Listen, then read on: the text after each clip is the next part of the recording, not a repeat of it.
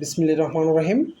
আসন্ন ৯ সেপ্টেম্বর ২০২৫ অনুষ্ঠিত হতে যাওয়া বাংলাদেশের গণতান্ত্রিক চেতনা ও স্বাধিকার আন্দোলনের অন্যতম সূতিকাগার এবং বাংলাদেশের দ্বিতীয় সংসদ খ্যাত ঢাকা বিশ্ববিদ্যালয় কেন্দ্রীয় ছাত্র সংসদ ডাকসু নির্বাচন নিয়ে আপনাদের সামনে কিছু কথা বলবো। আজকের আলোচনার বিষয় হচ্ছে মূলত ডাকসু নির্বাচন ২০২৫ এবং ডাকসুর প্রতিষ্ঠা ও ইতিহাস, লক্ষ্য, উদ্দেশ্য এবং কার্যাবলী এবং সর্বশেষ জাতীয় রাজনীতিতে ডাকসুর ভূমিকা নিয়ে কিছু কথা বলবো। আপনারা জানেন, নির্বাচন ঘিরে ক্যাম্পাসে বিরাজ করছে উৎসবের আমেজ। শিক্ষার্থীদের পাশাপাশি ডাকসু এখন জাতীয়ভাবেও আলোচনার বিষয়। রাজনৈতিক সচেতন মানুষের দৃষ্টি এখন আছেন ডাকসুর নেতৃত্বে, কারণ ঢাকা বিশ্ববিদ্যালয়ে ছাত্র সংসদ নির্বাচন জাতীয় রাজনীতিতে প্রভাব রাখে। প্রথমে ডাকসুর ইতিহাস এবং প্রতিষ্ঠা এবং ইতিহাস নিয়ে একটু আলোচনা করি। ১৯২২ সালের ১লা ডিসেম্বর কার্জন হলে অনুষ্ঠিত শিক্ষকদের একটি সভায় ১৯২৩-২৪ শিক্ষাবর্ষে ঢাকা বিশ্ববিদ্যালয় ছাত্র সংসদ ডুশো নামে একটি ছাত্র সংসদ গঠনের সিদ্ধান্ত হয়। ১৯২৩ সালের ১৯শে জানুয়ারি বিশ্ববিদ্যালয়ের তৎকালীন নির্বাহী পরিষদ পূর্বোল্লেখিত শিক্ষক সভার সিদ্ধান্তকে অনুমোদন দেয়। ১৯২৫ সালের ৩০ অক্টোবর সংসদের সাধারণ সভায় খসড়া গঠনতন্ত্র অনুমোদন করা হয়। পরবর্তীতে বিশ্ববিদ্যালয়ের নির্বাহী পরিষদ অনুমোদন করলে তা কার্যকর হয়। প্রথমবার ১৯২৪-২৫ সালে বিশ্ববিদ্যালয়ের ডাকসু ভিপি ছিলেন মমতাজ উদ্দিন আহমেদ এবং জিএস ছিলেন যোগেন্দ্রনাথ সেনগুপ্ত। পরের বছরও ভিপি ছিলেন মমতাজ উদ্দিন আহমেদ এবং জিএস ছিলেন অবনীভূষণ রুদ্র।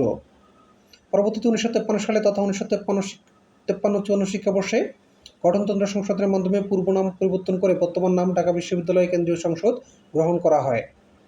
মুক্তিযুদ্ধের সময় ভিপি ছিলেন ছাত্রলীগের আসম আব্দুর রব এবং জিএস ছিলেন ছাত্রলীগের আব্দুল কুদ্দুস মাখন।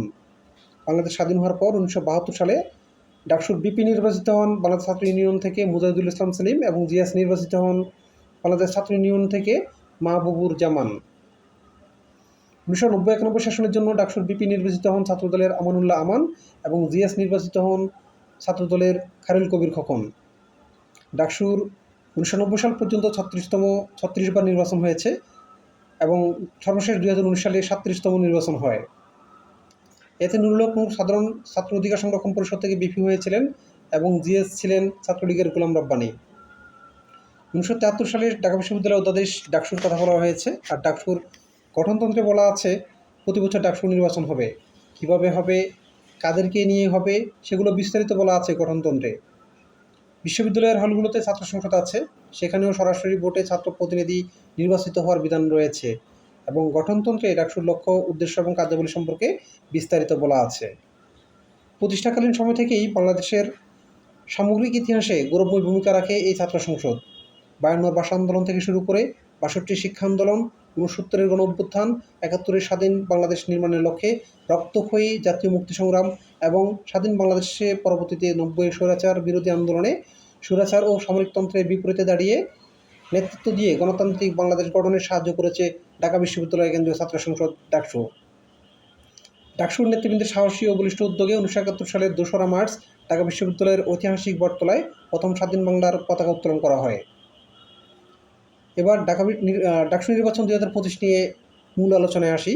ঢাকা বিশ্ববিদ্যালয় কেন্দ্রীয় ছাত্র সংসদ ডাকসু হল সংসদ নির্বাচনের মনোনয়নপত্র জমা দেওয়ার শেষ হয়েছে গতকাল বুধবার।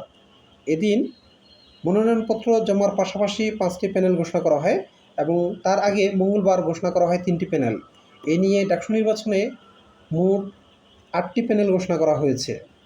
প্যানেলগুলোর মধ্যে অন্যতম হচ্ছে জাতীয়তাবাদী ছাত্রদল, বাংলাদেশ গণতান্ত্রিক ছাত্র সংসদ বাকশাস সমর্থিত প্যানেল, বৈষম্য বিরোধী শিক্ষার্থী সংসদ, 7টি বাম ছাত্র সংগঠনের প্যানেল প্রতিরোধ পর্ষদ, শিবিরের সমর্থিত প্যানেল ঐক্যবদ্ধ শিক্ষার্থী জোট, ছাত্র অধিকার পরিষদ, 3 বাম ছাত্র সংগঠন সমর্থিত প্যানেল অপরাজেয় ৭১, অদম্য ২৪, জামাল উদ্দিন খালেদ ও মাহিন সরকারের নেতৃত্বাধীন সমন্বিত শিক্ষার্থী সংসদ এবং ইসলামী ছাত্র আন্দোলন।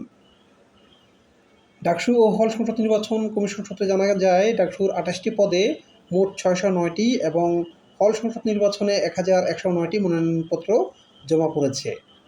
এবার প্রত্যেকটা প্যানেলের বিপি, জিএস, এজিএস সহ গুরুত্বপূর্ণ কিছু পদ নিয়ে আলোচনা করি। ঢাকা বিশ্ববিদ্যালয় কেন্দ্রীয় ছাত্র সংসদ ডাকসু ও 18টি হল সংসদে একযোগে পূর্ণাঙ্গ প্যানেল ঘোষণা করেছে বাংলাদেশ জাতীয়তাবাদী ছাত্রদল। ২০ আগস্ট বুধবার দুপুর 12:15টার দিকে ঢাকা বিশ্ববিদ্যালয়ের অপরাজেয় বাংলার পাদদেশ থেকে ঘোষণা করেন সংগঠনটির কেন্দ্রীয় সভাপতি রাকিবুল ইসলাম রাকিব। ছাত্রদল বিপি হিসেবে মনোনীত করেছেন ঢাকা বিশ্ববিদ্যালয় ছাত্রদলের যুগ্ম সাধারণ সম্পাদক ও ইসলামিক স্টাডিজ বিভাগের 15-16 শিক্ষাবর্ষের শিক্ষার্থী আবুদুল ইসলাম খান, যার প্লিজ কেউ কাউকে ছেড়ে যাইয়েন না জুলাই গণ অভ্যুত্থানের এক আবেগ তাড়িত বাণী। এবং জিএস পদে কবি জসিমউদ্দিন হল ছাত্রদলের আহ্বায়ক এবং উইমেন ও জেন্ডার স্টাডিজ বিভাগের 18-19 সেশনের শিক্ষার্থী তানবীর বারী হামিদ, এজিএস পদে বিজয় খাতুন হল ছাত্রদলের আহ্বায়ক এবং গণযোগাযোগ ও সাংবাদিকতা বিভাগের 18-19 শিক্ষা সেশনের শিক্ষার্থী তানবীর আল হাদি মায়েতকে মনোনয়ন দেওয়া হয়েছে। প্যানেলে মুক্তিযুদ্ধ ও গণতান্ত্রিক আন্দোলন বিষয়ক সম্পাদক পদে মনোনীত হয়েছেন আরিফুল ইসলাম। তবে 2024 সালের 15 জুলাই ঢাকা বিশ্ববিদ্যালয়ে ছাত্রলীগের হামলায় আহত সানজিদা আহমেদ তন্নির সম্মানে গবেষণা ও প্রকাশনা বিষয়ক সম্পাদক পদে কাউকে মনোনয়ন দেওয়া হয়নি এবং তাকে সমর্থন দেওয়া হয়েছে। ডাকসু নির্বাচনে 28 সদস্যের পূর্ণাঙ্গ প্যানেল ঘোষণা করেছে ইসলামী ছাত্র শিবিরও। তাদের প্যানেলের নাম ঐক্যবদ্ধ শিক্ষার্থী জোট। প্যানেলে দলীয় নেতাকর্মীদের বাইরে আপ বাংলাদেশ এবং ইনকিলাব মঞ্চের শিক্ষার্থীদেরও রাখা হয়েছে। শিবির ঘোষিত প্যানেলে বিপি পদে রয়েছেন সাবেক ছাত্রলীগ নেতা এবং শিবিরের বর্তমান কেন্দ্রীয় সাহিত্য প্রকাশনা সম্পাদক সাদিক কায়েম, এবং জিএস পদে রয়েছেন সাবেক ছাত্রলীগ নেতা এবং বর্তমান ডাবি শিবিরের সভাপতি এস এম ফরহাদ। এছাড়াও ইনকিলাব মঞ্চ থেকে যুক্ত হয়েছেন জয় বাংলা স্লোগান দেওয়া ফাতিমা তাসলিম জুমা, যিনি মুক্তিযুদ্ধ ও গণতান্ত্রিক আন্দোলন সম্পাদক পদে নির্বাচন করছেন। ছাত্র অধিকার পরিষদ থেকে বিপি পদে প্রতিদ্বন্দ্বিতা করবেন ছাত্র অধিকার পরিষদের কেন্দ্রীয় সভাপতি এবং সাবেক ঢাকা বিশ্ববিদ্যালয় শাখার সভাপতি বিনিয়ামিন মোল্লা, এবং জিএস পদে লড়বেন শান্তি ও সংঘর্ষ বিভাগের 18-19 সেশনের শিক্ষার্থী ছাত্র অধিকার পরিষদের কেন্দ্রীয় সহসভাপতি সাবিনা ইয়াসমিন। বামপন্থী ছাত্র সংগঠনগুলোর সম্মিলিত জোট গণতান্ত্রিক ছাত্র জোট ঘোষিত প্রতিরোধ পর্ষদের বিপি প্রার্থী শেখ হাসিনাকে ডাকসুর আজীবন সদস্য হিসেবে চাওয়া 2019 সালের শামসুন্নাহার হল ছাত্র সংসদের সাবেক বিপি শেখ তাসনিম ইমরোসিমি, এবং জিএস হিসেবে প্রার্থী হয়েছেন শান্তি ও সংঘর্ষ বিভাগের 15-16 সেশনের শিক্ষার্থী এবং বাংলাদেশ ছাত্র ইউনিয়ন ঢাকা বিশ্ববিদ্যালয় শাখার সভাপতি মেঘমুল্লার বসু। বৈষম্যবিরোধী শিক্ষার্থী সংসদ প্যানেলের বিপি আব্দুল কাদের, যিনি বাকশাসের ঢাকা বিশ্ববিদ্যালয় শাখার আহ্বায়ক। এর আগে তিনি গণতান্ত্রিক ছাত্র শক্তি এবং ছাত্র অধিকার পরিষদের রাজনীতির সঙ্গে যুক্ত ছিলেন। জিএস প্রার্থী হচ্ছেন আবু বাকের মজুমদার, বাকশাসের কেন্দ্রীয় আহ্বায়ক, এবং তিনিও বৈষম্যবিরোধী ছাত্র আন্দোলনের সমন্বয়ক হিসেবে দায়িত্ব পালন করেছেন, এবং এজিএস পদে আছেন বাকশাসের মুখপাত্র আশরাফা খাতুন। সমন্বিত শিক্ষার্থী সংসদে বিপি প্রার্থী জামাল উদ্দিন খালিদ স্বাধীন বাংলাদেশ ছাত্র সংসদের আহ্বায়ক, এবং জিএস প্রার্থী মাহিন সরকার বাংলা বিভাগের 18-19 সেশনের শিক্ষার্থী, জাতীয় নাগরিক পার্টি থেকে সদ্য বহিষ্কৃত যুগ্ম মহাসচিব ছিলেন। এছাড়া তিনি বৈষম্যবিরোধী ছাত্র আন্দোলনের সমন্বয়ক ও সাবেক কেন্দ্রীয় সদস্য ছিলেন। স্বতন্ত্র শিক্ষার্থী ঐক্য নামে পূর্ণাঙ্গ প্যানেল ঘোষণা করেছেন উমামা ফাতেমা। বৈষম্যবিরোধী ছাত্র আন্দোলনের সাবেক এই মুখপাত্র বিপি পদে প্রার্থী হচ্ছেন। তার সাথে জিএস পদে লড়বেন ঢাকা বিশ্ববিদ্যালয়ের সাংবাদিক সমিতির সাবেক সভাপতি আল সাদি ভূঁইয়া। ইসলামী ছাত্র আন্দোলন বাংলাদেশের পক্ষ থেকে পূর্ণাঙ্গ প্যানেলে বিপি হিসেবে প্রার্থিতা ঘোষণা করেছেন ডাবি শাখার সভাপতি ইয়াসিন আরাফাত, এবং জিএস পদে আছেন সংগঠনটির কেন্দ্রীয় সহসম্পাদক খায়রুল আহসান মারজান।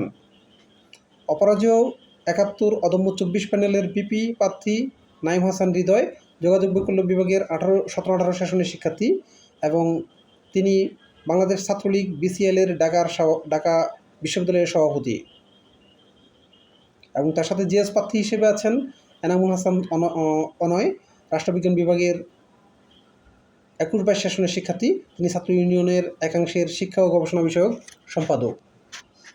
এখন আসি ডাকসুর উদ্দেশ্য কি একটু আলোচনা করি।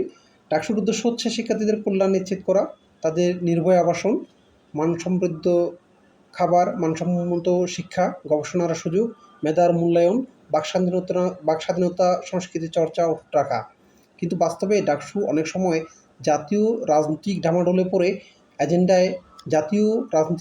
ডামাডোলের এজেন্ডায় পড়ে সব কিছু ভুলে নিজেদের বিলীন করে ফেলে। সর্বশেষ আলোচনায় বলতে পারি, নির্বাচনে সবচেয়ে সম্মানজনক পদ হচ্ছে বিপি অর্থাৎ সহসভাপতি পদ। এই পদে সবচেয়ে শক্তিশালী নাম হচ্ছে ছাত্রদলের আবিদুল ইসলাম খান। এছাড়াও আছেন শিবিরের সাদিক কায়েম, উমামা ফাতেমা, বিন ইয়ামিন মোল্লা, আব্দুল কাদের, এদের নামও আলোচনায় আছে এবং তারাও শক্ত ক্যান্ডিডেট হিসেবে সবার কাছে পরিচিত। সবার প্রতি শুভকামনা জানিয়ে এবং আবিদুল ইসলাম খানের প্রতি দোয়া ও ভালোবাসা জানিয়ে এবং তার বিজয়ের প্রত্যাশা নিয়ে আজকের আলোচনা এখানে শেষ করছি। ধন্যবাদ সবাইকে।